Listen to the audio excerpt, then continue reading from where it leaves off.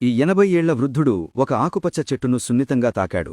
తరువాత క్షణంలో ఆ చెట్టు ఎండిపోయింది. ఇప్పుడు అతనికి తనలో జీవాన్ని శోషించే శక్తి ఉందని తెలిసింది. అతను నేరుగా ఒక హాస్పిటల్కు వెళ్లాడు. అక్కడ అతను ఒక యువ డాక్టర్ మెడను పట్టుకున్నాడు. కొన్ని సెకన్లలోనే డాక్టర్ ముఖం వృద్ధాప్యంలోకి మారింది. అతని శ్వాస ఆగిపోయి అతను చనిపోయాడు. కాని ఆ వృద్ధుడి ముఖంపై ముడతలు మాయమావడం ప్రారంభమైంది. ఇప్పుడు అతను 30 ఏళ్ల యువకుడ్లా కనిపించాడు. అతను ఇతరులను తాకడం మొదలెట్టాడు. కాని మరొక వ్యక్తిని తాకినప్పుడు ఏమీ జరగలేదు. అతని శక్తి పనిచేయలేదు. ఆ వృద్ధుడు తన రక్తాన్ని మార్చాలని ఆలోచించాడు. అతను ఆ వ్యక్తి నుండి రక్తం తీసుకునే ప్లాన్ వేశాడు. సర్జరీ జరిగింది మరియు రక్తం మార్చిన వెంటనే అతని శరీరం పూర్తిగా మారిపోయింది. ఇప్పుడు అతను కేవలం 18 ఏళ్లవాడిలా కనిపించాడు. అతని కండరాలు బలంగా ఉన్నాయి. ఇప్పుడు అతను పూర్తిగా యువకుడిలా మారాడు.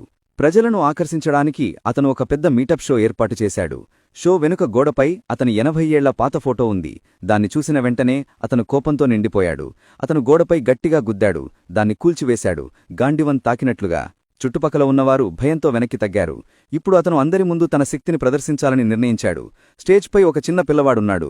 అతని కాలు 20 సంవత్సరాలుగా పనిచేయడం లేదు. ఆ వ్యక్తి ఆ పిల్లవాడి ఎండిన కాలును తాకాడు. అప్పుడు ఏదో మాయాజాలం జరిగినట్టు అనిపించింది. పిల్లవాడి కాలు కదలడం మొదలైంది. నెమ్మదిగా అతను నిలబడ్డాడు. అందరూ ఆశ్చర్యపోయారు. కాని ఆ వ్యక్తి అక్కడ ఆగలేదు. ఇప్పుడు అతను ఒక అమ్మాయి వైపు వెళ్లాడు. ఆమెకు రక్త క్యాన్సర్ ఉంది.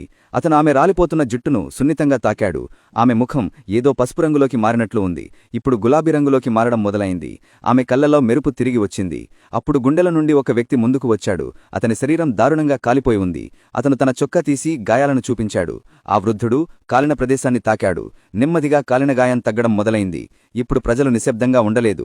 అందరూ అతన్ని దేవుడిలా పిలవడం మొదలెట్టారు. కాని అతని ప్రయాణం ఇంకా ముగియలేదు.